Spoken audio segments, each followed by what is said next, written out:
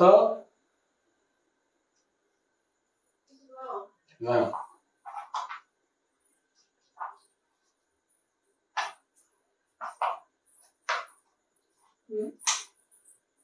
কত এটা আর কি লাগাও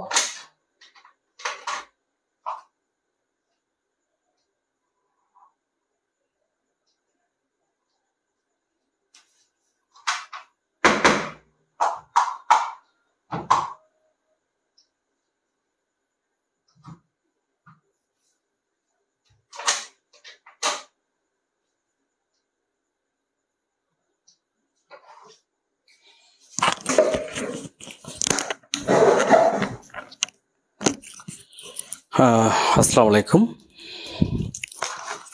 সুপ্রিয় শিক্ষানবিশ আইনজীবীগণ, যে যেখান থেকে যুক্ত আছেন সবাইকে অনেক অনেক প্রীতি এবং শুভেচ্ছা জানাচ্ছি।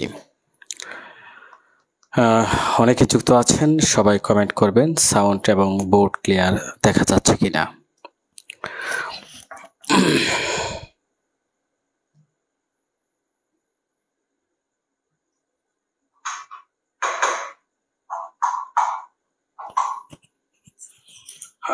আসসালামু আলাইকুম সুপ্রিয় শিক্ষানবিশ আইনজীবীগণ, যে যেখান থেকে যুক্ত আছেন সবাইকে অনেক অনেক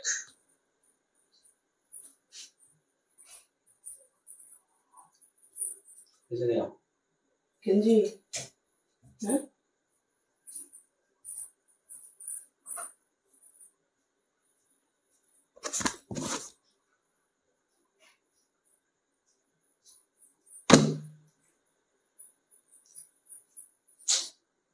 Most like yeah.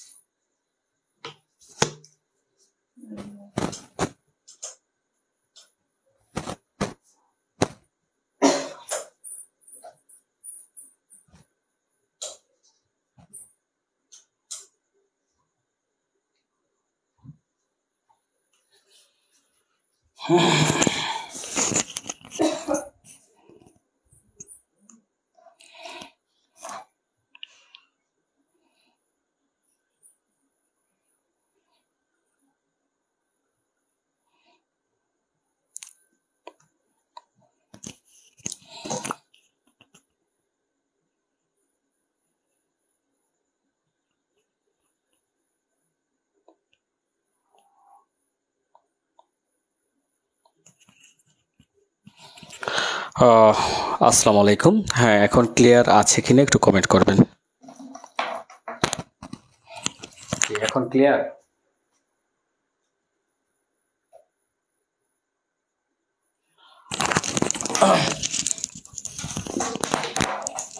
হ্যাঁ, এখন ক্লিয়ার শোনা যাচ্ছে কিনা একটু কমেন্ট করবেন। সাউন্ড বোর্ড ক্লিয়ার, ওকে। আচ্ছা, প্রিয় ভবিষ্যৎ আইনজীবীগণ, আমরা শুরু করব। অনেকেই যুক্ত হয়েছেন ইতিমধ্যেই আমরা দেখতে পাচ্ছি। তো আমরা দেওয়ানি কার্যবিধির একদম শেষ প্রান্তে কিন্তু আমরা চলে আসছি। আমরা একদম দেওয়ানি কার্যবিধির শেষ প্রান্তে চলে আসছি। আমরা আজকের আলোচনার যে বিষয় ডিক্রি জারি, এই যে আজকে আলোচনা করব ডিক্রি জারি, খুবই মোস্ট ইম্পর্টেন্ট একটা আমাদের দেওয়ানি কার্যবিধির একটা অংশ। এখন এই ডিক্রি জারিটা কখন হয়, কখন ডিক্রি জারি করা যায়, তিনটা বিষয় সবসময় মনে রাখবেন। তিনটা বিষয়ের মধ্যে মনে রাখবেন, আরজি দাখিলের মাধ্যমে আমরা একটা মোকদ্দমা শুরু করি। এই আরজি দাখিলের মাধ্যমে একটা দেওয়ানি মোকদ্দমা শুরু করার পর এই মোকদ্দমাটি বিভিন্ন পর্যায়ক্রমে বিভিন্ন ধাপ অতিক্রান্ত হয়ে চূড়ান্ত ডিক্রির মাধ্যমে, রায় এবং ডিক্রির মাধ্যমে কিন্তু এই মামলাটা কি হয়, নিষ্পত্তি হয়। রায় এবং ডিক্রি, এই যে ডিক্রি মোস্ট ইম্পর্টেন্ট একটা বিষয়। এই ডিক্রির মাধ্যমে যখন একটা মোকদ্দমা নিষ্পত্তি হয়, ডিক্রির মাধ্যমে মোকদ্দমাটা নিষ্পত্তি হওয়ার পরে যে পক্ষে ডিক্রি প্রাপ্ত হন তাকে বলা হয় ডিক্রিদার। তাকে বলা হয় ডিক্রিদার। কি বলা হয় বলেন তো দেখি? ডিক্রিদার। এবং যার বিপক্ষে ডিক্রিটা দেওয়া হয়, বিপক্ষে তিনি হচ্ছেন দায়িক। তাহলে এই দেখেন, ডিক্রিদার, দুইটা শব্দ আমরা পেলাম, ডিক্রিদার, আরেকটা হচ্ছেন দায়িক। এখন আপনারা খেয়াল করবেন, এই যে ডিক্রিদার, তার কাজটা কি? ধরেন এই জমিটা নিয়ে আপনার সাথে করিমের মামলা চলমান আছে। এই জমি, এই ভূমিটা নিয়ে যখন আপনার সাথে করিমের একটা মামলা চলমান থাকবে, আপনি যখন এই মামলাটা ডিক্রি প্রাপ্ত হবেন, এই যে আরজি দাখিল করলেন, আরজি দাখিল করার পর বিভিন্ন ধাপে রায় এবং ডিক্রির মাধ্যমে যখন একটা মোকদ্দমা চূড়ান্ত নিষ্পত্তি হয়, তখন কিন্তু যার পক্ষে এই মোকদ্দমাটা ডিক্রি প্রাপ্ত হন তিনি হচ্ছেন ডিক্রিদার। এবং আরেকজন ব্যক্তি আছেন এখানে দায়িক, যার বিপক্ষে ডিক্রিটা প্রাপ্ত হয় তিনি হচ্ছেন দায়িক।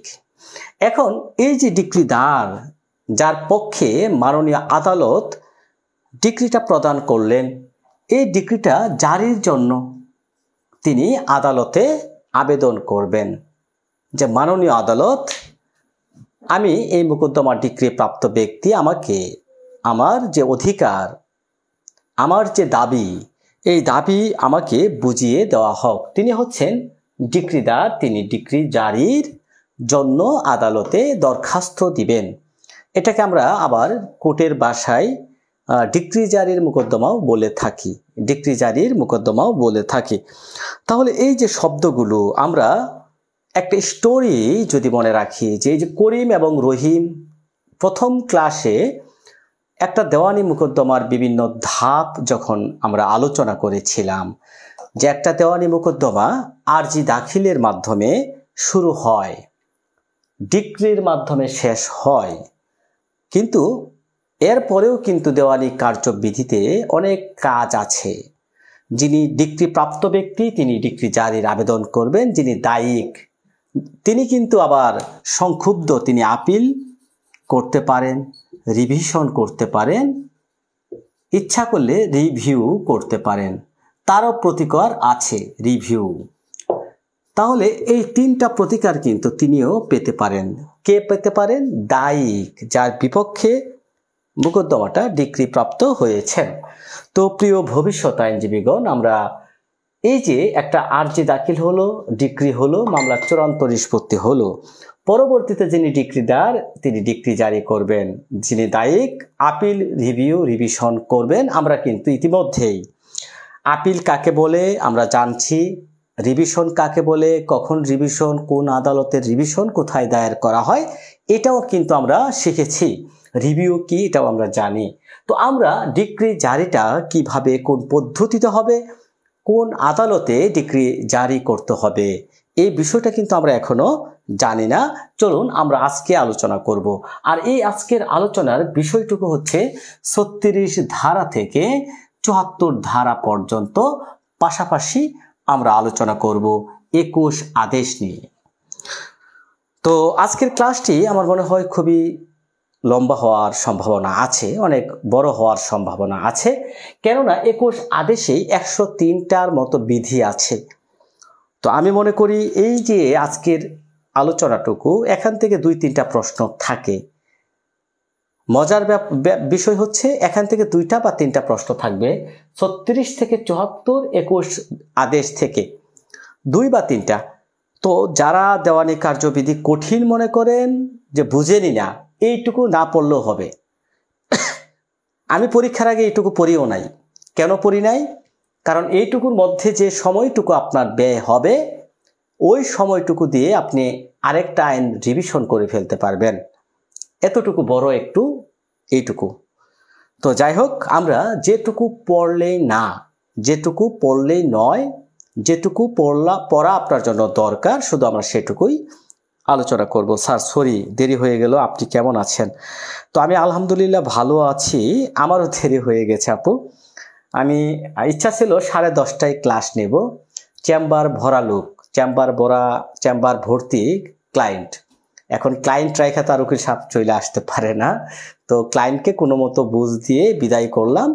দ্রুত গতিতে চেম্বার থেকে এসে আমি ক্লাসরুমে ঢুকলাম।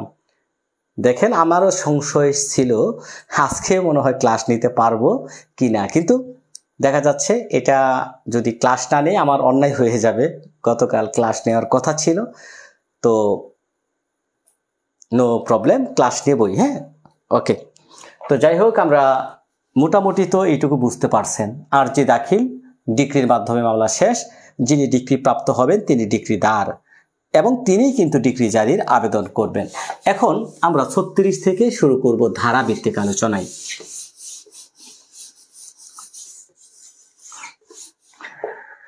ওকে, লাবণ্য শেখ সহ অনেক শিক্ষার্থী যুক্ত আছেন। রোজা রহমান, মৃদুল চক্রবর্তী, সাদ্দাম হোসেন, মৌসুমী, শিবু সুলতানা সহ অনেক শিক্ষার্থী অনেক রাত যাবৎ আপনারা জেগে থাকেন। অনেকেই আরেকটা কথা বলি, অনেকেই বলেন যে ক্লাস এগিয়ে নেওয়া যায় কিনা। তো ভাইয়া, আমি তো আসলে প্র্যাকটিশনাল লয়ার, আমি আসলেও প্র্যাকটিসটাকে খুব ফিল করি, মানে অনুভব করি। ইনশাল্লাহ আপনাদের দোয়ায় প্রচুর মামলা হয়, প্রচুর মামলা আসে আমার কাছে। তো এর আগে আসলে আমার পক্ষে ক্লাসটা সম্ভবই না নেওয়া। শুক্রবার, শনিবার, বৃহস্পতিবার 2টা ভিন্ন দিন।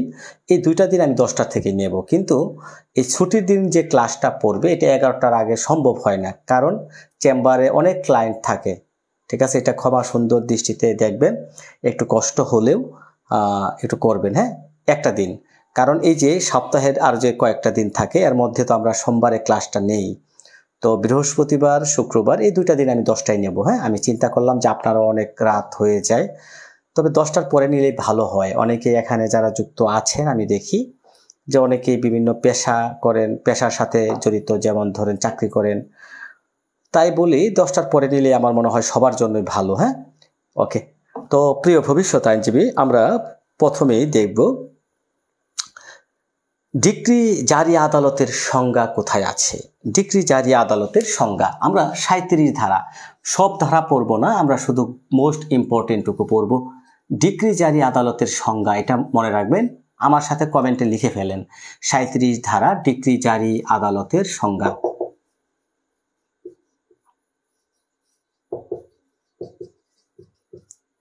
পাশাপাশি আপনারা এখানে 38 ধারাটাও শিখবেন।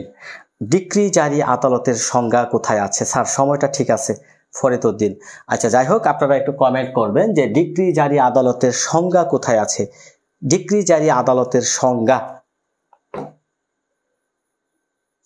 এখন এক কথায় যদি বলেন, যে আদালতে ডিক্রি জারি করা যায়, যে আদালতে ডিক্রি জারি করেন, যে আদালত ডিক্রি জারি করেন, এক কথায় মনে রাখবেন, যে আদালত ডিক্রি জারি করেন তাকে ডিক্রি জারিকারী আদালত বলা হয়। এখন ডিক্রি জারিকারী আদালত কয়টিকে মানে কয় প্রকার, ডিক্রি জারিকারী আদালত কয় প্রকার এটা জানতে হলে আপনাকে যাইতে হবে 38 ধারা। ডিক্রি জারিকারী আদালত দুইটি। 38 ধারাতে বলছে ডিক্রি জারি আদালত হচ্ছে দুইটি। ডিক্রি জারি আদালত দুইটি আদালতে ডিক্রি জারি করা যায়। কয়টি আদালতে ডিক্রি জারি করা যায়? দুইটি আদালতে ডিক্রি জারি করা যায়। ডিক্রি জারি করা যায়। কয়টি আদালতে ডিক্রি জারি করা যায় এটা প্রশ্ন হতে পারে। ডিক্রি জারিকারী আদালতের সংজ্ঞা কোথায় আছে? 37 ধারা প্রশ্ন এখান থেকে হতে পারে। এখন ডিক্রি জারিকারী আদালত দুই শ্রেণীতে বিভক্ত, মানে দুইটি আদালতে ডিক্রি জারির আবেদন করতে পারবেন। সহজ কথা, কয়টি আদালতে? দুইটি আদালতে ডিক্রি জারির আবেদন করতে পারবেন। এক নাম্বার হচ্ছে যে আদালত ডিক্রিটা দিবেন, ধরেন সহকারী জাজ আদালত ডিক্রি দিয়েছে, সহকারী জাজ আদালত।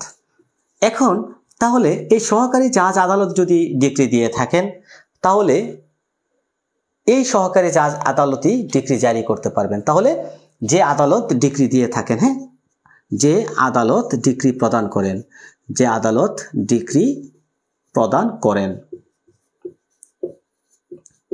ওকে। এবং আরেকটা হচ্ছে দেখেন বলা হচ্ছে যে আদালত ডিক্রি জারির জন্য, যে আদালতে ডিক্রি জারির জন্য পাঠানো হয়, যে আদালতে ডিক্রি জারির জন্য পাঠানো হয়, জারির জন্য প্রেরণ করা হয়।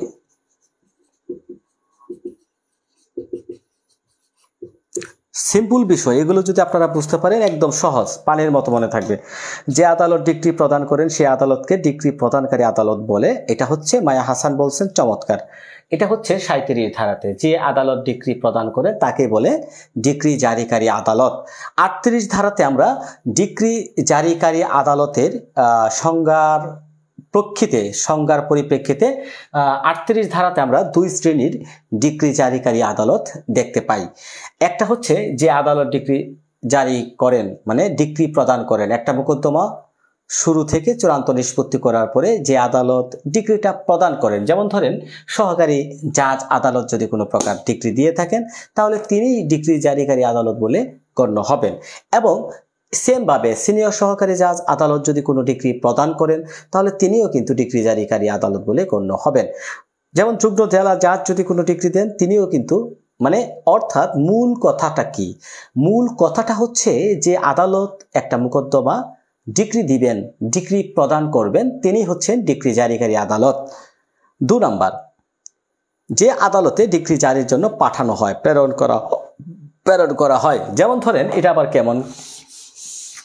এটা এমন, যেমন ধরেন এই যে সহকারী জাজ আদালত একটা মামলা ডিক্রি দিল, সহকারী জাজ ডিক্রি দেওয়ার পরে তিনি এইটা জারির জন্য প্রেরণ করলেন, জারির জন্য অন্য কোনো সহকারী জজ অথবা সিনিয়র সহকারী জাজ যেখানে ইচ্ছা সেখানে প্রেরণ করলেন।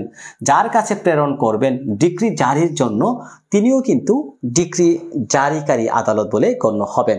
তিনিও কিন্তু ডিক্রি জারি না, বিচারিক আদালত হলে হবে না, যিনি ডিক্রিটা প্রদান করবেন তিনি ডিক্রি জারিকারী আদালত। ডিক্রিটা তো প্রদান করতে হবে, হ্যাঁ। আর আমরা জানি 3টা আদালত মামলাটা বিচারিক আদালত বলা হয়। 3টা আদালত মামলা গ্রহণ করেন। এই 3টা আদালত হচ্ছে সহকারী, সিনিয়র সহকারী, যুগ্ম। এই 3টা আদালত আদি এখতিয়ার বলা হয়। আদি এখতিয়ার মানে হচ্ছে এই 3টা আদালত মামলা গ্রহণ করতে পারেন এবং চূড়ান্ত নিষ্পত্তি করতে পারেন, ওকে। যে আদালত ডিক্রি প্রদান করেন তাকে বলা হয় ডিক্রি প্রদানকারী আদালত। হ্যাঁ, যে আদালত ডিক্রি প্রদান করেন তাকে বলা হয় ডিক্রি প্রদানকারী আদালত। Very good. 37-38 ধারা। এখন ডিক্রি স্থানান্তর, ট্রান্সফার অফ ডিক্রি, এটা কোথায় আছে? কমেন্ট হতে পারে, কমেন্ট করবেন। ট্রান্সফার অফ ডিক্রি, ডিক্রি স্থানান্তর কোথায় আছে? কোথায়? 39 ধারাতে বলা হচ্ছে ডিক্রি স্থানান্তরের কথা। এটা শুধু মনে রাখবেন, ট্রান্সফার অফ ডিক্রি, স্থানান্তরিত ডিক্রি জারির ব্যাপারে আদালতের ক্ষমতা। এটা একটু পড়ি আমরা, 42 ধারাটা পড়ি। আমি যে ধারাগুলো বলছি এগুলো একটু আন্ডারলাইন করেন। 42 ধারাতে সবাই চলে যান, এটা খুবই খুবই গুরুত্বপূর্ণ। এখানে আপনাকে প্রশ্ন হয়ে যেতে পারে 42 ধারাটা। 42 ধারাতে চলে যান সবাই। দেখি অনেকেই কমেন্ট দিচ্ছেন, স্যার সময় ঠিক আছে, তবে মাঝে মাঝে মোবাইল হাতে নিয়ে ঘুমিয়ে পড়ি। উষা 42 ধারাতে চলে যান। স্থানান্তরিত ডিক্রি জারির ব্যাপারে আদালতের ক্ষমতা। এই যে স্থানান্তরিত ডিক্রি মানে এই যে আমরা দুইটা আদালতের কথা জানলাম, যে যিনি ডিক্রি প্রদান করেন তিনি ডিক্রি জারি করতে পারেন, আবার ডিক্রি জারির জন্য যখন অন্য কোনো আদালতে প্রেরণ করা হয়, এই যে প্রেরণ করলেন স্থানান্তরিত ডিক্রি মানে সহকারী জাজ আদালত একটা ডিক্রি দিয়ে তিনি ধরেন সিনিয়র সহকারী জাজ আদালতে অথবা অন্য কোনো সহকারী জাজ আদালতে জারির জন্য পাঠিয়ে দিল। এখন এই যে ওই আদালত ডিক্রি জারিটা কিভাবে করবেন, তার ক্ষমতাটা কি, এটাই মূলত 42 ধারাতে বলা হয়েছে যে স্থানান্তরিত ডিক্রি জারির ব্যাপারে আদালতের কি ক্ষমতা আছে। এখানে দুই ধরনের ক্ষমতার কথা বলা হচ্ছে। একটা হচ্ছে যে আদালতের নিকট ডিক্রি জারির জন্য প্রেরণ করা হয়েছে, সে আদালত ডিক্রি প্রদানকারী আদালতের ন্যায়, মানে যিনি ডিক্রিটা দিয়েছেন, যে আদালত ডিক্রিটা প্রদান করেছেন তিনি এখানে যে ক্ষমতা প্রয়োগ করতে পারত, স্থানান্তরিত হলে ওই স্থানান্তরিত আদালত, স্থানান্তরিত বানান হয়েছেন হয় নাই, ওকে, স্থানান্তরিত, এই যে ডিক্রি স্থানান্তরিত হওয়ার পরে ওই আদালত কি করতে পারবে, সেম ক্ষমতা ডিক্রি প্রদান যে আদালত করছে ওই আদালতে যদি দেখা যাচ্ছে ডিক্রি জারির জন্য আরেকটি আদালতে প্রেরণ করেন, ওই আদালতের ক্ষমতা কি রকম, এটাই হচ্ছে 42 ধারা। এখানে বলা হচ্ছে ডিক্রি প্রদানকারী আদালত যে ক্ষমতাটা প্রয়োগ করতে পারতেন সেম ক্ষমতা তিনিও এখানে প্রয়োগ করতে পারবেন। আবার আরেকটা কথা বলছে যে আদালত কোনো ডিক্রি জারির জন্য প্রেরণ করা হয়েছে সে আদালত আরো কিছু ক্ষমতা আছে, যেমন যদি প্রয়োজন হয় তিনি ওই ডিক্রিটি স্থানান্তরিত করতে পারেন। আবার কি বলছে, কোনো মৃত রায়ের দেনাদারের বৈধ প্রতিনিধিগণের বিরুদ্ধে জারির কার্যক্রমের অনুমতি প্রদান করতে পারেন। দেখা যাচ্ছে আপনার যিনি ডিক্রি পেলেন তিনি মারা গেলেন, মারা যাওয়ার পরে তার বৈধ প্রতিনিধি কি করতে পারে, তাকে এখানে ক্ষমতা দিতে পারে। গাণিতিক ভুল, করণিক ভুল হলে তিনি সংশোধন করতে পারবেন। কোনো ডিক্রি সত্য নিয়োগে স্বীকার করার ক্ষমতা, এগুলো প্রশ্ন হবে না। তবে আপনি এখান থেকে যে বিষয়টা মনে রাখতে হবে, 42 ধারাতে যে কথাটা বলা হচ্ছে মূল কথা, স্থানান্তরিত ডিক্রি জারির ব্যাপারে আদালতের কি ক্ষমতা, এই ক্ষমতাটা হচ্ছে এক কথায় মনে রাখবেন, মূল আদালত যে মামলাটা ডিক্রি দিয়েছেন তিনি যে ক্ষমতাটা প্রয়োগ করতে পারতেন সেম ক্ষমতা ডিক্রি স্থানান্তরিত হওয়ার পরে তিনি ওই ক্ষমতাটাই প্রয়োগ করতে পারবেন। সেম বিষয়,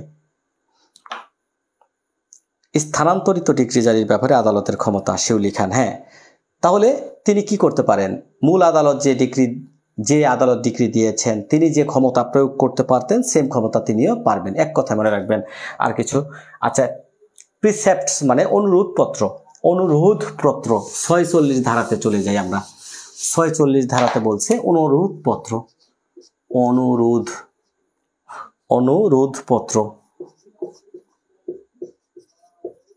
কিসের অনুরোধ পত্র?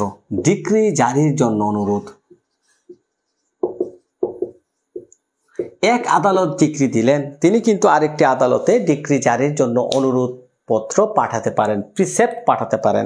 একটা প্রশ্ন এখান থেকে হয়েছে, দেখেন প্রিসেপ্টস কোন আদালত ইস্যু করে, দেখেন তো এখানে ডিক্রি প্রদানকারী আদালত। এখানে যে কথাটা বলা হচ্ছে ডিক্রি দানের আবেদন ক্রমে ডিক্রি প্রদানকারী আদালত অন্য কোনো এখতিয়ার সম্পন্ন আদালতে ডিক্রি জারি করার অনুরোধ পত্র পাঠাতে পারেন এবং এরূপ আদালত অনুরোধ পত্র নির্ধারিত দেনাদারের সম্পত্তি ক্রুক করতে পারেন। ডিক্রি দানকারী আদালত ক্রুকের মেয়াদ বৃদ্ধি না করলে কোনো ক্রুক 2 মাসের অধিক বলবৎ থাকবে না। মূল কথাটা কি, 46 ধারাতে যে বিষয়টা বোঝানো হচ্ছে ডিক্রি জারির জন্য অনুরোধ পত্র। ধরেন সহকারী জাজ আদালত, আমাদের শেরপুরের কথা বলি, সহকারী জাজ শেরপুর, আমাদের শেরপুরে ধরেন একটা ডিক্রি দিলেন, সিম্পল বিষয়, তিনি একটা মোকদ্দমা ডিক্রি প্রদান করলেন। কে প্রদান করলেন? সহকারী জাজ আদালত শেরপুর। এখন বিবাদের বাড়ি কোথায়, দেনাদারের বাড়ি কোথায়? ধরেন যশোর। এখন এই যশোরের সহকারী জাজ আদালতে একটা অনুরোধ পত্র পাঠাতে হবে, কারণ এখানে দেনাদারের বাড়ি কোথায়? দেনাদারের বাড়ি হচ্ছে যশোর। তো এই সহকারী জাজ আদালতে, যশোর সহকারী জাজ আদালতে আমাদের শেরপুর থেকে কি করবেন? ডিক্রি জারি করার জন্য, জারির জন্য প্রিসেপ্ট করবেন, মানে অনুরোধ পত্র পাঠাবেন। অনুরোধ পত্র মানে এক আদালতের স্থানীয় এখতিয়ার থেকে অন্য আদালতের স্থানীয় এখতিয়ারে একটা প্রিসেপ্ট মানে অনুরোধ পত্র প্রেরণ করবেন। এবং এই অনুরোধ পত্র পাওয়ার পরে দেখেন কি বলা হচ্ছে, দেনাদারের সম্পত্তি কিন্তু প্রুভ করতে পারবেন। এরূপ আদালত অনুরোধ পত্রে নির্ধারিত দেনাদারের সম্পত্তি, দেনাদার মানে এই যে যিনি দায়িক, তার সম্পত্তি কিন্তু এখানে প্রুভ করা যাবে, তার সম্পত্তি প্রুফের আদেশ করা যাবে। এটা হচ্ছে অনুরোধ পত্র। তাহলে 46 ধারাতে যে কথাটা বলা হচ্ছে, ডিক্রি জারির অনুরোধ পত্র কাকে প্রেরণ করবেন? স্থানীয় এখতিয়ার সম্পন্ন আদালত, তার বাহিরে যদি কোনো আদালতে দেনাদারের বাড়ি থাকে, এক আদালতের স্থানীয় এখতিয়ার থেকে অন্য আদালতের স্থানীয় এখতিয়ারে যদি ডিক্রি জারি করা দরকার পড়ে, প্রয়োজন হয়, তখন এক আদালত থেকে অন্য আদালতে একটা অনুরোধ পত্র পাঠাবেন। এটা হচ্ছে ডিক্রি জারি করার জন্য অনুরোধ পত্র, এবং এটাকে বলা হয় প্রিসেপ্ট। হ্যাঁ, এবং এই যে অনুরোধ পত্র পাঠানোর পর দেনাদারের সম্পত্তি কিন্তু এখানে ক্রুক করা যাবে। কি করা যাবে? ক্রুক। আচ্ছা, ওকে, 46 ধারা শেষ। এখন মোস্ট ইম্পর্টেন্ট একটা ধারাতে চলে যাচ্ছি, যে ধারা থেকে কি বলবো 8টা প্রশ্ন হয়েছে, 8টা। এই ধারাটা অবশ্যই গুরুত্বপূর্ণ। আজকের আলোচনার মোস্ট ইম্পর্টেন্ট ধারাটুকু এখন আলোচনা করব। চলুন আমরা ওই ধারাতে চলে যাচ্ছি, মোস্ট ইম্পর্টেন্ট যে ধারাটা। আজকের আলোচনার সবচাইতে গুরুত্বপূর্ণ যে ধারাটুকু 48 ধারাতে চলে যাচ্ছি। 48 ধারা, এখানে যে কথাটা, কোন কোন ক্ষেত্রে ডিক্রি জারি ভারিত, কতিপয় ক্ষেত্রে ডিক্রি জারি ভারিত, কতিপয় ক্ষেত্রে মানে কথাটা কি? এখানে এই ধারাতে ডিক্রি জারি ভারিতর কথা বলা হচ্ছে। ভারিত, ভারিত মানে নিষেধ। নিষেধ কি নিষেধ? ডিক্রি জারি, ডিক্রি জারি। এখন এই ধারাতে যে মূল কথাটা বলা হচ্ছে 48 ধারাতে, যে একটা নির্দিষ্ট সময়ের মধ্যে আপনাকে কিন্তু ডিক্রি জারির আবেদনটা করতে হবে। এই নির্ধারিত সময়ের মধ্যে যদি আপনি ডিক্রি জারি না করেন, তাহলে কিন্তু আপনার ডিক্রি জারি করতে পারবেন না। চমৎকার একটা কমেন্ট করেছেন আবুল কালাম আজাদ। যে কথাটা আমি বোঝাতে চাচ্ছি, যে ডিক্রি জারির সময় সীমার কথা বলা হচ্ছে, অর্থাৎ বারিত বা নিষেধ। মূল বইয়ে যে বিষয়টা 48 ধারাতে বলছে বারিত বা নিষেধ, এখানে যে এই যে আমি বললাম যে একটা নির্দিষ্ট ডিক্রি জারির সময় সীমা থাকে, এই নির্দিষ্ট সময় সীমা অতিক্রান্ত হওয়ার পরে আপনার এই ডিক্রি জারি করতে পারবেন না। এটাকে বারিত বা নিষেধ করা হয়েছে। কখন কখন নিষেধ? হ্যাঁ, আমরা চমৎকার যে কমেন্টটা আমরা দেখতে পেলাম আবুল কালাম আজাদ, মানে ডিক্রি জারির সময় সীমার কথা বলা হচ্ছে। ডিক্রি জারির সময় সীমা, সময়সীমার কথা বলা হচ্ছে, ডিক্রি জারির সময়সীমা। এখন এই যে ধারাটা একটা কথা প্রথমেই বলছে, নিম্নলিখিত তারিখ থেকে 12 বছর পর কোনো ডিক্রি জারির আবেদন করা হলে উক্ত ডিক্রি জারি আদেশ দেওয়া যাবে না। অর্থাৎ এখানে মূল কথাটা যদি আপনি বলেন যে ডিক্রি জারির সর্বোচ্চ সময় কত, সর্বোচ্চ ডিক্রি জারির সর্বোচ্চ তামাদি মেয়াদ যদি বলা হয় 12 বছর, এটা মনে রাখবেন, আমি নোট করে দিচ্ছি। এবং আরেকটা কথা বলা হচ্ছে, ডিক্রি জারির প্রথম আবেদন সর্বোচ্চ তামাদি মেয়াদ 12 বছর।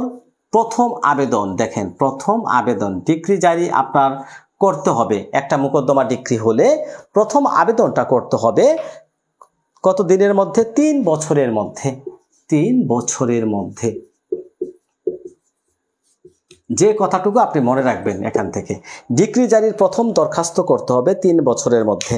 ডিক্রি জারির আবেদন করতে পারবে 12 বছরের মধ্যে অবশ্যই করতে হবে, তবে প্রথম আবেদনটা আপনাকে 3 বছরের মধ্যেই করতে হবে। ডিক্রি জারির আবেদন সর্বোচ্চ তামাদি কত, যদি প্রশ্ন হয় ডিক্রি জারির আবেদন করতে পারবে কত বছরের মধ্যে, 12 বছর, সর্বোচ্চ 12 বছর পরে কিন্তু এটা আর করা যাবে না, করা যাবে না।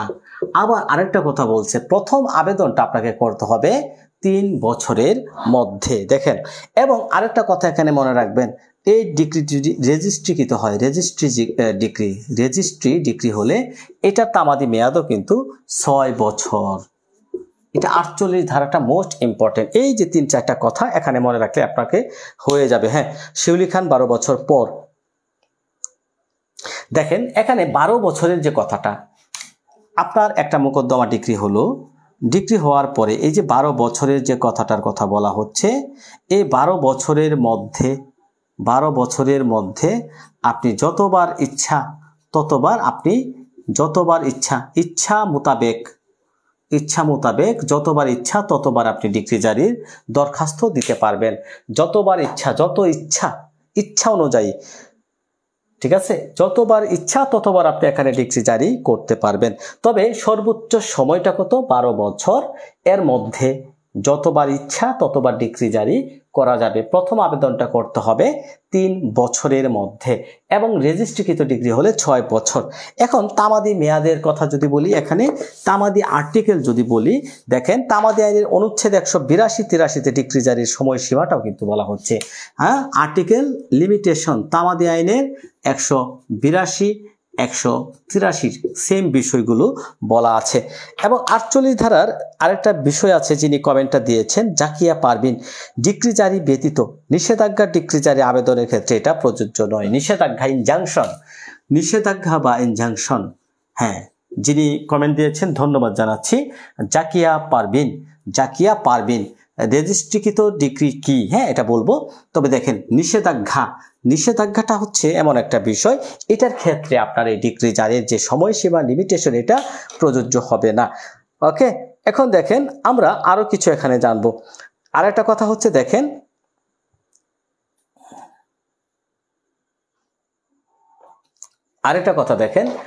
দেনাদার যিনি দায়িক যদি কি করে, দায়িক আপনাকে প্রতারণা করলো, প্রতারণার মাধ্যমে আপনাকে ডিগ্রি জারি ব্যাহত করলো, তখন কি করা যাবে?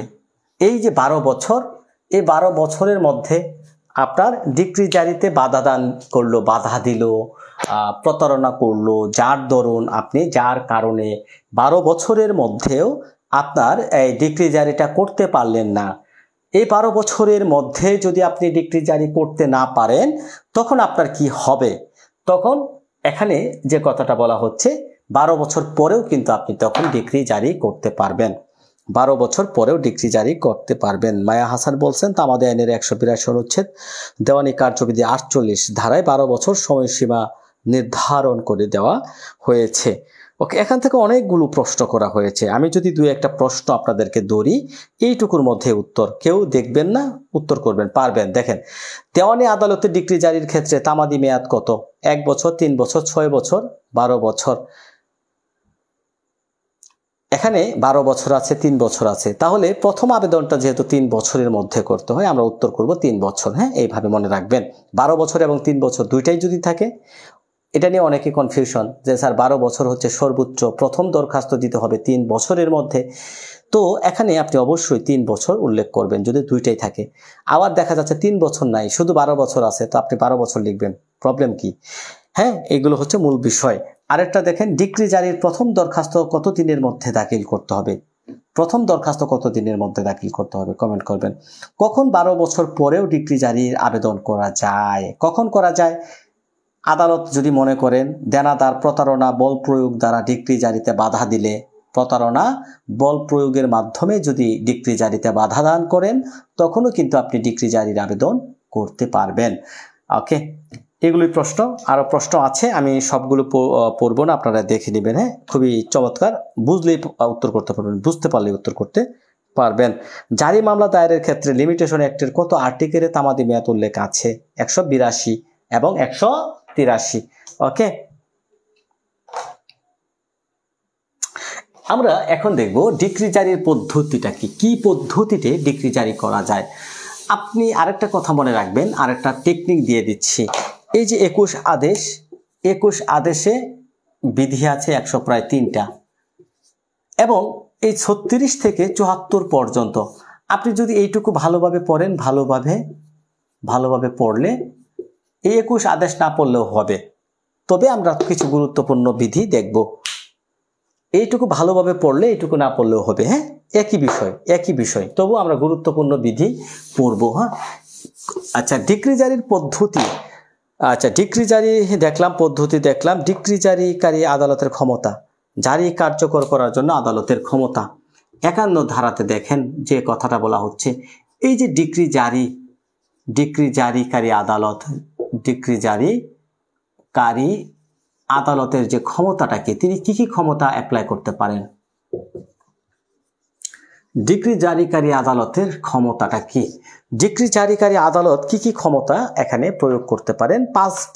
পাঁচটা ক্ষমতা, 5টা পদ্ধতিতে তিনি ডিক্রি জারি করতে পারেন। কয়টা পদ্ধতিতে? প্রশ্ন এখান থেকে হতে পারে, কমেন্ট করবেন সবাই। 51 ধারাতে মনে রাখবেন 5টা পদ্ধতির কথা বলা হচ্ছে। 5টি পদ্ধতিতে তিনি ডিক্রি জারি করতে পারেন। 5টি পদ্ধতিতে ডিক্রি জারি করা যায়। কয়টা পদ্ধতিতে যায়? উত্তর করবেন। 1 নাম্বার যে পদ্ধতিটার কথা বলবো,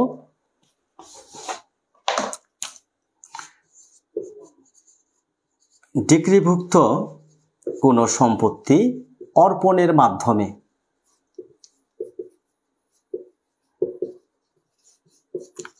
ধরেন এই সম্পত্তি নিয়ে আমাদের সাথে আপনার বিরোধ আছে। এই জমিতে আমি ডিক্রি পেলাম, এই ডিক্রিটা যিনি ডিক্রিদার তাকে অর্পণের মাধ্যমে আদালত অপর পক্ষর নিকট থেকে ডিক্রিদারকে একটা সম্পত্তি অর্পণের মাধ্যমে, কোন সম্পত্তি? যে সম্পত্তি নিয়ে তিনি মামলা করেছেন, যে সম্পত্তিতে তার দাবি আছে, ওই সম্পত্তিটা অর্পণের মাধ্যমে ডিক্রি জারি করা যাবে। 1 নাম্বার। হ্যাঁ, সবাই কমেন্ট করবেন কয়টি পদ্ধতিতে ডিক্রি জারি করা যায়। এটা হচ্ছে এমসিকিউ প্রশ্ন। কোন পদ্ধতিতে করা যায়, এটা হচ্ছে লিখিত প্রশ্ন। পড়ার যে স্টাইল, আপনি যদি ভালোভাবে পড়ে যান, লিখিতর জন্য পড়তে হবে না, এইটাই আপনি মনে রাখবেন। দেখেন, কোনো সম্পত্তি ক্রুক বিক্রয় অথবা ক্রুক ব্যতীত বিক্রয় ধারা। 2 নাম্বার যে পদ্ধতিটা, কোনো সম্পত্তি ক্রুকের মাধ্যমে, বিক্রয়ের মাধ্যমে, ক্রুক এবং বিক্রয়, হ্যাঁ, ক্রুক এবং বিক্রয়ের মাধ্যমে কি করতে পারেন? ডিক্রি জারি করা যাবে। তারপরে কি? গ্রেপ্তার বা কারাগারে আটক রাখার মাধ্যমে। কাকে? দায়িককে। হ্যাঁ, দায়িক, যিনি দায়িক দায়িককে গ্রেপ্তার এবং আটক এর মাধ্যমে। এগুলো এখনই শিখে ফেলেন। কয়টি পদ্ধতিতে ডিক্রি জারি করা যায়? 5টি পদ্ধতিতে। 1 নাম্বার হচ্ছে ডিক্রিভুক্ত কোনো সম্পত্তি অর্পণের মাধ্যমে। কোনো সম্পত্তি ক্রুক এবং বিক্রয় এবং ক্রুক ব্যতীত বিক্রয়ের মাধ্যমে। দায়িককে দেওয়ানি কারাগারে, কোথায়? দেওয়ানি কারাগারে গ্রেপ্তার এবং আটকের মাধ্যমে। তারপরে হচ্ছে 4 নম্বরে রিসিভার নিয়োগের মাধ্যমে। রিসিভার নিয়োগের মাধ্যমেও কিন্তু আদালত ডিক্রি জারি করে থাকেন, এবং অন্য কোনো ওয়েতে, অন্য কোনো উপায়ে, আদালত যে উপায়টা ভালো মনে করেন সেই উপায়ে, অন্য কোনো পন্থায়, অন্য কোনো ওয়ে, অন্য কোনো পদ্ধতিতে। তাহলে আমরা 1 2 3 4 5টা মুখস্থ করে ফেলেন, সবাই লিখে ফেলবেন কমেন্টে। যাদের খাতা কলম আছে তারা নোট ডাউন করে রাখবেন। 51 ধারার মূল কথাটা কি? ডিক্রি জারিকারী আদালতের যে ক্ষমতাটা কি, যে তারা কি পদ্ধতি অবলম্বনের মাধ্যমে একটা ডিক্রি জারি করতে পারেন। 5টা পদ্ধতির কথা বলা হচ্ছে। যে সম্পত্তি নিয়ে বিরোধ, মামলাটা যখন ডিক্রি পাবেন, ওই সম্পত্তিটা ডিক্রিদারকে অর্পণের মাধ্যমে ডিক্রি জারি করা যাবে। তারপরে সেকেন্ড যে কথাটা বলা হচ্ছে, বিবাদীর সম্পত্তি, মানে দায়িক, যিনি দায়িক, বিবাদী হবে না, এখানে হবে দায়িক, যিনি মোকদ্দমায় হেরে যান। এই দায়িককে কি তার সম্পত্তি ক্রুক বিক্রয় এবং ক্রুক ব্যতীত বিক্রয়ের মাধ্যমে। তারপরে কি বলছে? দায়িককে দেওয়ানি কারাগারে আটক, গ্রেপ্তারের মাধ্যমে, রিসিভার নিয়োগের মাধ্যমে, অথবা আদালত যদি ইচ্ছা করেন অন্য কোনো ওয়েতে, অন্য কোনো ওয়েতে কি করতে পারেন, ডিক্রি জারি করতে পারেন। ঠিক আছে। 51 ধারাতে একটা কথা মনে রাখবেন যে দায়িকের বৈধ প্রতিনিধি তাদের বিরুদ্ধেও এই যে দেখা যাচ্ছে করিমের বিরুদ্ধে, আচ্ছা একটু লিখেই বলি, হ্যাঁ, ধরেন এই যে আমরা 5টা কথা লিখলাম যে 5টা পদ্ধতিতে ডিক্রি জারিটা করা যাবে, হ্যাঁ, এগুলো যদি আপনি একটু মাথাটা খাটিয়ে একটু ভালোভাবে চিন্তা করেন, এগুলো কিন্তু আপনার ভোলার কথা না, প্রশ্ন এখান থেকে হবে। এখন 52 ধারাতে এই যে দায়িক, ধরেন করিম হচ্ছে দায়িক, করিম মারা গেল, ডিক্রি হওয়ার পরে মারা গেল, তার ছেলে ধরেন সলিমউদ্দিন, তার ছেলে সলিমউদ্দিন জীবিত, তাহলে তার ছেলে হচ্ছে তার প্রতিনিধি, বৈধ প্রতিনিধি বা লিগেল রিপ্রেজেন্টেটিভ। এখন এই সলিমউদ্দিনের বিরুদ্ধেও কিন্তু আপনি ডিক্রি জারি করতে পারবেন, অর্থাৎ বৈধ প্রতিনিধির বিরুদ্ধে ডিক্রি জারি কার্যকর করা যায়। এখানে বৈধ প্রতিনিধির কথা বলা হচ্ছে, যদি প্রশ্ন হয় এখান থেকে প্রশ্ন হবে যে বৈধ প্রতিনিধির বিরুদ্ধেও ডিক্রি কার্যকর করা যায়। এটা কোথায় আছে, কত ধারায় আছে? বৈধ প্রতিনিধির বিরুদ্ধেও ডিক্রি জারি কার্যকর করা যায়, কোথায় আছে? 52 ধারা। কমেন্ট করবেন সবাই। তারপরে দেখি আমরা সম্পত্তি বাটোয়ারা বা অংশ পৃথকীকরণ 54 ধারাটা দেখে নেবেন। এখানে একটা প্রশ্ন যেহেতু হয়েছিল, দেওয়ানি কার্যবিধির কত ধারায় কোন বিষয়ে বলা হচ্ছে? 54 ধারায় বলা হচ্ছে সম্পত্তির বাটোয়ারার অংশ বিভাজন। এই যে বাটোয়ারা মামলা করি না, দেখা যাচ্ছে যে বোনের সম্পত্তি ভাইয়েরা দিতে চায় না, ভাগ বাটোয়ারা নিয়ে ভাইয়ে ভাইয়ে বিরোধ, ভাই বোন ওয়ারিশগণের মধ্যে একটা বিরোধ থাকে, এটা নিয়ে কিন্তু আমরা যাকে বলা হয় পার্টিশন স্যুট বা বাটোয়ারার মোকদ্দমা, এই বাটোয়ারার মোকদ্দমার সংক্রান্ত যে কথাটা এটা বলা হয়েছে 54 ধারাতে। 54 ধারাতে কি বলা হয়েছে? বাটোয়ারার মোকদ্দমা, অংশ বিভাজন। হ্যাঁ, অংশ বিভাজন, বাটোয়ারার মোকদ্দমা। যেহেতু আইনের ছাত্র, ইতিমধ্যে আপনারা সবাই এটা বিষয়ে অবগত আছেন। বাটোয়ারার মোকদ্দমা, বাটোয়ারা, এই যে বাটোয়ারার মোকদ্দমা, এই মোকদ্দমা সম্পর্কে বলা হয়েছে 54 ধারাতে। এটুকু মনে রাখেন, বেশি কিছু মনে রাখার দরকার নাই। আমরা এই পর্যায়ে দেখব 55 ধারাটা মোস্ট ইম্পর্টেন্ট, গ্রেপ্তার এবং আটক। গ্রেপ্তার এবং আটক।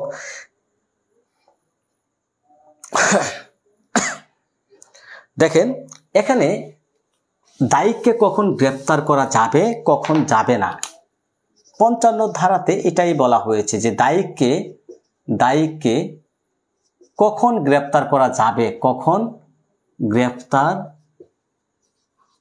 করা যাবে এবং কখন যাবে না, এই কথাটাই বলা হচ্ছে এই ধারায়। কখন যাবে না, এই সংক্রান্ত বিধানই বলা হচ্ছে 55 ধারাতে, যে দায়িককে কখন আপনার আটক করা যাবে, কখন আটক করা যাবে না, এই সংক্রান্ত যে বিধান, এটাই হচ্ছে 55 ধারাতে বলা হচ্ছে।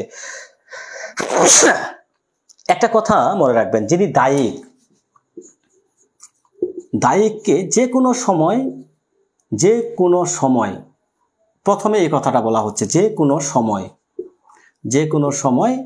যে কোনো স্থানে পেলেই, যে কোনো স্থানে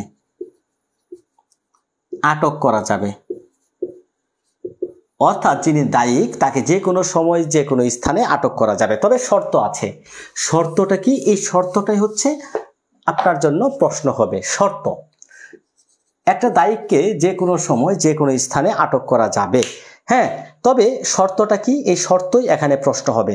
সূর্যাস্তের পর এবং সূর্যোদয়ের পূর্বে কোনো বাসগৃহে প্রবেশ করা যাবে না। আপনি যখন দায়িককে দেওয়ানি মোকদ্দমায় গ্রেপ্তার করতে যাবেন, তবে এটা ফৌজদারির ক্ষেত্রে কিন্তু প্রযোজ্য না, ফৌজদারি মোকদ্দমার ক্ষেত্রে প্রযোজ্য না। এটা শুধুমাত্র প্রযোজ্য হচ্ছে শর্ত কি? যে সূর্যাস্তের পরে, সূর্য মানে সন্ধ্যার পরে, আমি আরো সহজে বলি, সন্ধ্যার পর, এবং এই যে সূর্যোদয় মানে সকাল, এই যে সূর্য যখন উদয় হয়, আমি সহজ করে দিলাম, এর মধ্যে কোনো বাসগৃহে প্রবেশ করা যাবে না। শুধুমাত্র দেওয়ানি। আবার যদি আপনি বলেন যে স্যার এটা কি ফৌজদারির ক্ষেত্রেও প্রযোজ্য? এটা শুধুমাত্র দেওয়ানি, যিনি দায়িক তাকে সন্ধ্যার পর কোনো বাসগৃহে কি করা যাবে না, সূর্য অস্ত যাওয়ার পরে এবং সূর্য অস্ত এবং সূর্য উদয়, এই যে মাঝখানের যে মধ্যবর্তী অর্থাৎ রাতের বেলা কোনো বাসগৃহে প্রবেশ করে কোনো দায়ীকে গ্রেপ্তার বা আটক করা যাবে না। কোনো বাসগৃহের দরজা জানালা ভাঙা যাবে না। বাসগৃহের দরজা জানালা কি করা যাবে না, ভাঙা যাবে না। এগুলো হচ্ছে শর্ত।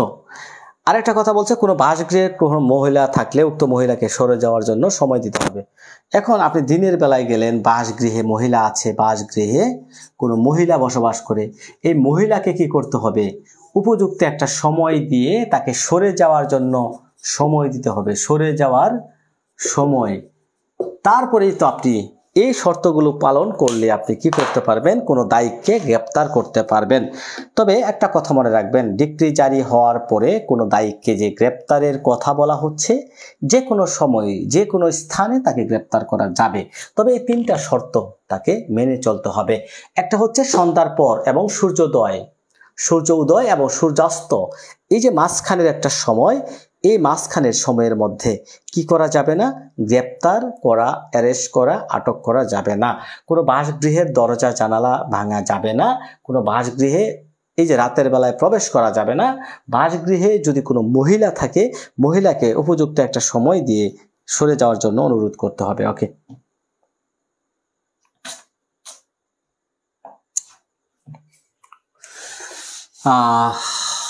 55 ধারা, হ্যাঁ, খুবই গুরুত্বপূর্ণ, মনে রাখবেন, এটা মোস্ট ইম্পর্টেন্ট ধারা। এটা 3 স্টার দিয়ে রাখেন, প্রশ্ন হয়েছে এখান থেকে।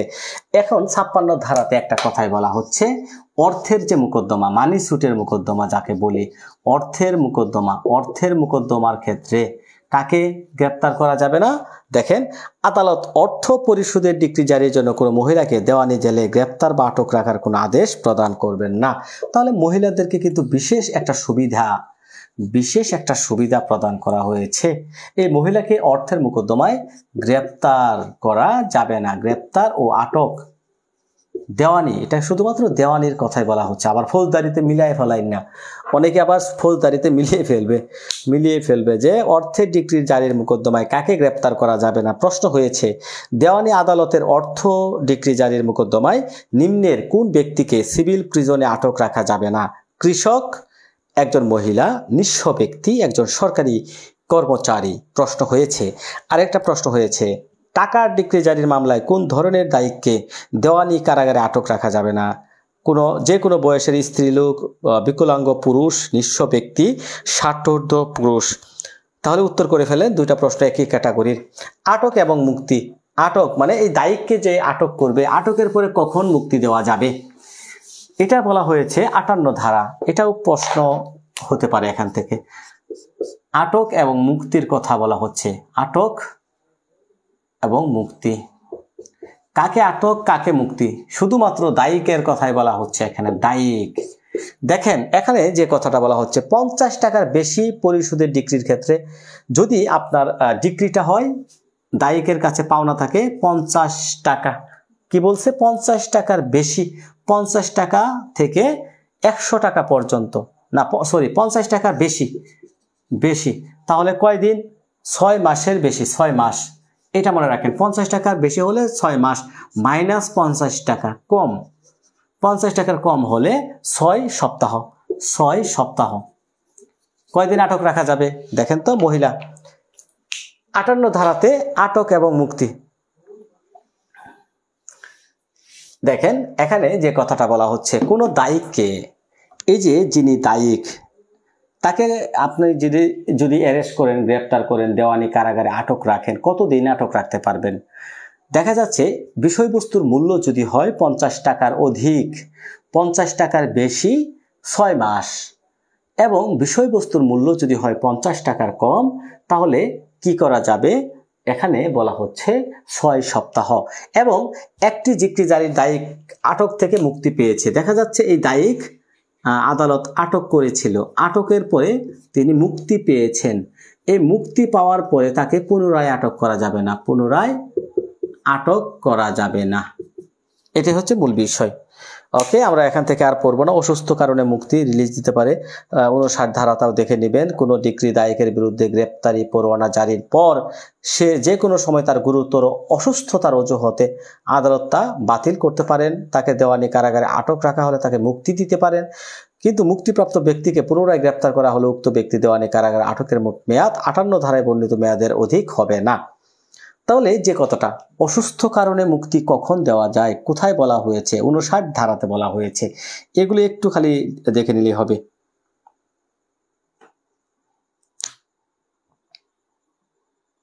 আচ্ছা, ডিক্রি জারিতে কোন কোন সম্পত্তি ক্রুক করা যাবে, কোন কোন সম্পত্তি ক্রুক করা যাবে না, এটা মোস্ট ইম্পর্টেন্ট। 60 ধারাটা এটা যে কথাটা বলা হচ্ছে কোন কোন সম্পত্তি ক্রুক করা যাবে। 60 ধারাতে দেখেন, এই যে ডিক্রি জারির যে সম্পত্তি, ডিক্রি জারির জন্য দায়িকের সম্পত্তি, কোন কোন সম্পত্তি, কোন কোন সম্পত্তিগুলো কি করা যাবে, কোন কোন সম্পত্তিগুলো আপনি ক্রুক বিক্রয় করা যাবে, ক্রুক বিক্রয় করা যাবে। করা যাবে কখন, করা যাবে। আরেকটা কিন্তু আছে করা যাবে না, কোন কোন সম্পত্তি ক্রুক করা যায় না, ক্রুক বিক্রয় করা যায় না। দুইটা পার্ট কিন্তু এখানে আছে, যায় না এবং যায়। একটু ভালো করে দেখে নেন। 60 ধারাতে যে কথাটা বলা হচ্ছে ডিক্রি জারির জন্য কোন কোন সম্পত্তি আদালত ক্রুক করতে পারবেন, মানে করা যাবে, এবং কোন কোন সম্পত্তি ক্রুক করা যাবে না, এটা হচ্ছে 60 ধারা। কোন কোন সম্পত্তি ক্রুক করা যাবে, যেমন ধরেন দেখা যাচ্ছে জমি, এটা পারবে, বাসগৃহ, জমি। হ্যাঁ, একবার পড়লে, রিডিং পড়লে আপনি এগুলো মনে রাখতে পারবেন। যেমন ধরেন জমি, বাসগৃহ, অন্যান্য দালান কোঠা, মালপত্র, টাকা, ব্যাংকের note, cheque, bill of exchange, hundi, promissory note, সরকারি সিকিউরিটি বন্ড বা অর্থের অন্য কোনো প্রকার সিকিউরিটি, দেনা, কর্পোরেশন শেয়ার, দেনাদারের সকল বিক্রয়যোগ্য কোনো সম্পত্তি, এগুলো ক্রুক করা যাবে। তবে যাবে না কোনগুলো, এখান থেকে প্রশ্ন হয় এখানে কখন ক্রুক করা যায় না, কোন কোন সম্পত্তি বিক্রয় সম্পত্তি, কোন সম্পত্তিগুলো বিক্রয় ক্রুক করা যাবে না, প্রশ্ন হলে এখান থেকে হয়, কারণ ব্যতিক্রম থেকে প্রশ্ন বেশি হবে।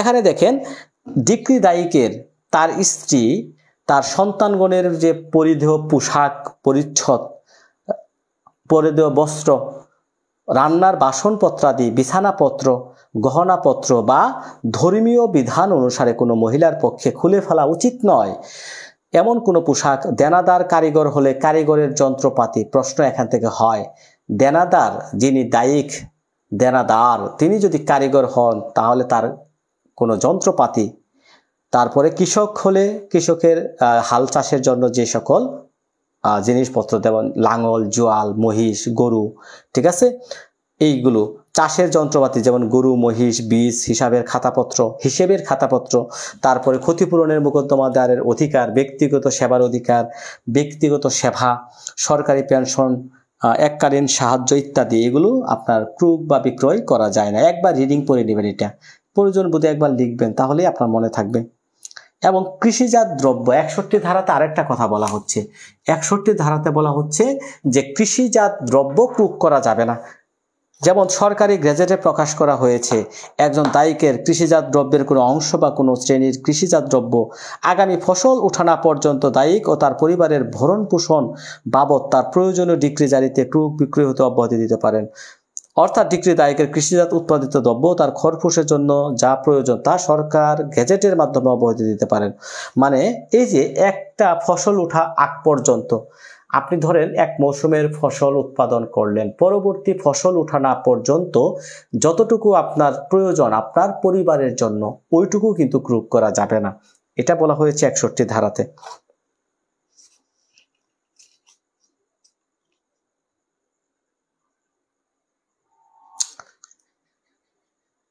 আচ্ছা, 64 ধারাটাও দেখে নিতে পারেন, সম্পত্তি ক্রুকের পর ব্যক্তিগত হস্তান্তর বাতিল, এটাও দেখে নিতে পারেন। আমরা এক ছুটে চলে যাব, এগুলো আর দরকার নেই, এগুলো থেকে প্রশ্ন হবে না, কারণ সব পড়লে মাথায় কিচ্ছু থাকবে না। মূল বিষয়টা নিয়ে নেন। ডিক্রি জারিতে বাধা দান, ডিক্রি জারিতে বাধা দান,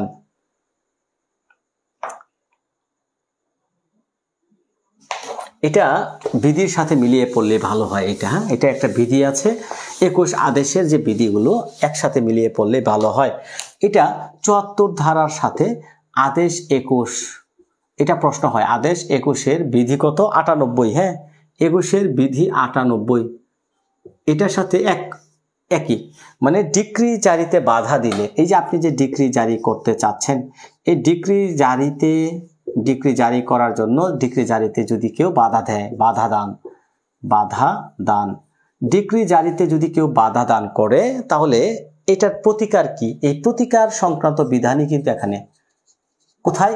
74 আদেশ 21-এর 98 বিধি। ডিক্রি জারি করতে চাচ্ছেন, দেখা যাচ্ছে তখন আদালতের বাধার সম্মুখীন হচ্ছেন। যিনি দায়িক তিনি এটা কি করতেছেন না, ঘুম চলে আসছে। আচ্ছা, আমরা শেষও করে দিই, 74 ধারা পড়িয়ে শেষ, 21 আদেশ এবং বাকিগুলো আগামীকাল পড়াবো। আগামীকাল পরীক্ষা হবে, পরীক্ষার পর পড়াবো। কারণ আমি আগামীকাল আপনাদের শেষ করব দেওয়ানি কার্যবিধি, আগামীকাল শেষ ক্লাস। বৃহস্পতিবার থেকে আমরা ফৌজদারি শুরু করব। হ্যাঁ, এবং ফৌজদারি কার্যবিধি কিন্তু চমৎকার অ্যামেন্ডমেন্ট হয়েছে, কিছু সংশোধনী হয়েছে, আমরা সংশোধনী সহ আলোচনা করব।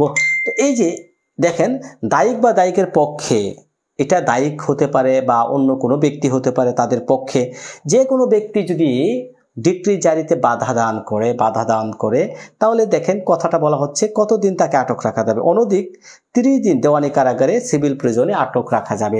যদি ডিক্রি জারিতে বাধা দান করে কতদিন?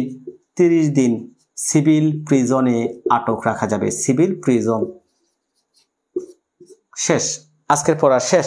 একটা প্রশ্ন হয়েছে, এখান থেকে একটা প্রশ্ন হয়েছে, ডিক্রি জারি মোকদ্দমার কার্যক্রমে বিঘ্ন সৃষ্টিকারী দায়িককে কতদিন পর্যন্ত দেওয়ানি কারাগারে আটক রাখা যায়?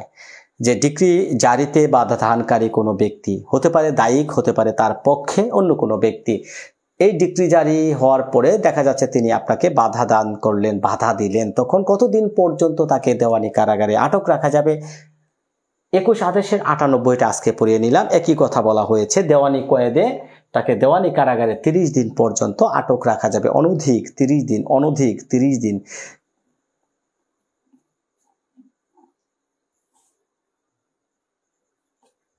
এখানে আরেকটা কথা বলা হচ্ছে, সাথে আরো নির্দেশ প্রদান করতে পারেন যে ডিক্রিদার বা ক্রয়কারীকে যেন সম্পত্তি দখল প্রদান করা হয়। ওকে, এটাই হচ্ছে প্রশ্ন।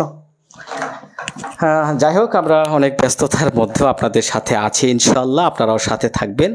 হ্যাঁ, অবশ্যই সপ্তাহের যে আমরা 7টা দিন, তোর মধ্যে আমরা যারা আইনজীবী আছি, আমাদের আসলেও যারা রেগুলার প্র্যাকটিস করেন, তাদের খুবই ব্যস্ততার মধ্যে অতিবাহিত হয়। আমরা পরিবার পরিজনকে, সন্তানকেও ভালোভাবে সময় দিতে পারি না, এমন ব্যস্ত থাকি।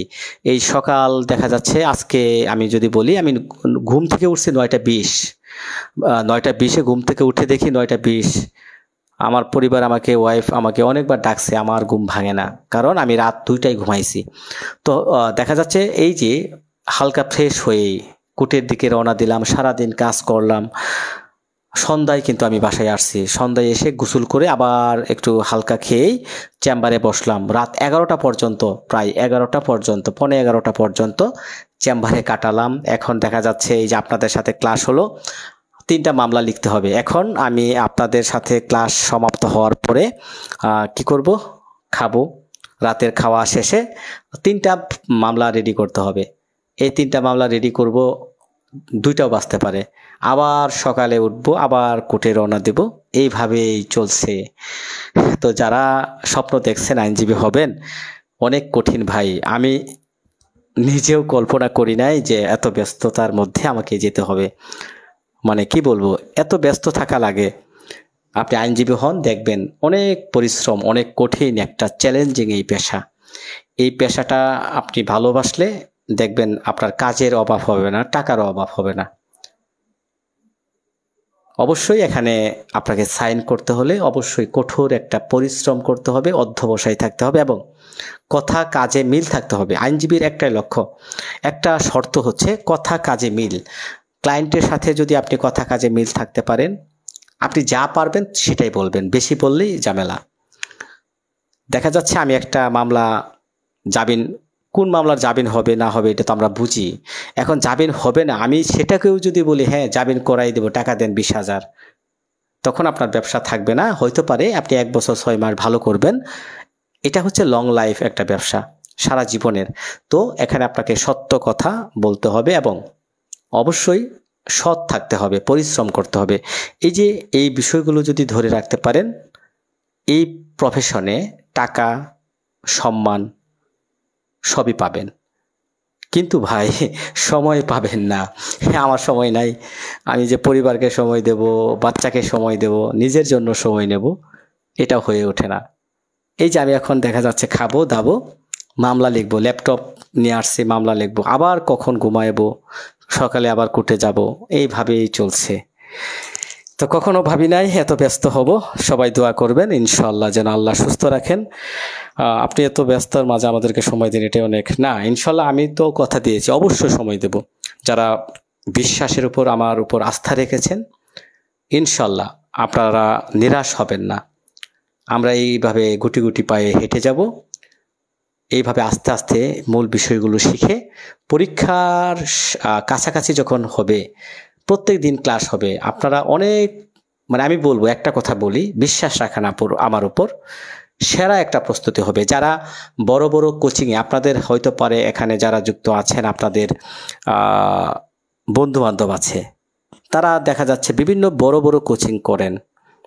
আমি একটা কথা বিশ্বাস ভরে বলতে পারি, তারা বড় বড় কোচিংয়ে যেটুকু শিখবে, আমি বলি এই ক্ষুদ্র অ্যাডভোকেট, আমি অল্প বয়স, আমি মানুষও ছোটো, আমি একটা কথাই বলতে পারি, তারা বড় বড় কোচিংয়ে আপনাকে যা শিখাবে তার চাইতে বিন্দুমাত্র কম আমার কাছে শিখবেন না।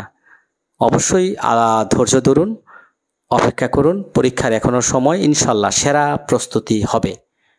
এবং বড় কোচিংয়ে যে পড়াটা আপনাকে পড়াবে তার চাইতে ইনশাল্লাহ কোনো অংশে আপনি কম যাবেন না, এটাই আমি বলতে পারি। তবে অবশ্যই শর্ত, আমার ক্লাসগুলো দেখবেন, প্রত্যেক দিন অ্যাসাইনমেন্ট দিবেন, প্রত্যেক দিন, হ্যাঁ অ্যাসাইনমেন্ট দিবেন, ইনশাল্লাহ পরীক্ষাগুলোতে অংশগ্রহণ করবেন। আমি খাতা দেখি রেজাল্ট দিই বা না দিই সেটা ফ্যাক্টর না, পরীক্ষা দিবেন, আমি সমাধান করব, আপনারা মিলিয়ে নেবেন যে কে কত পেলেন। হ্যাঁ, আমার কাছে পাস করলেন 1 নাম্বার হলেন, এটা কোনো ফ্যাক্টর না, ঠিক আছে? কিন্তু নিয়মিত চর্চা করতে হবে। হ্যাঁ, সবাই ভালো থাকেন, সুস্থ থাকেন, আল্লাহ হাফেজ। কোনো অংশে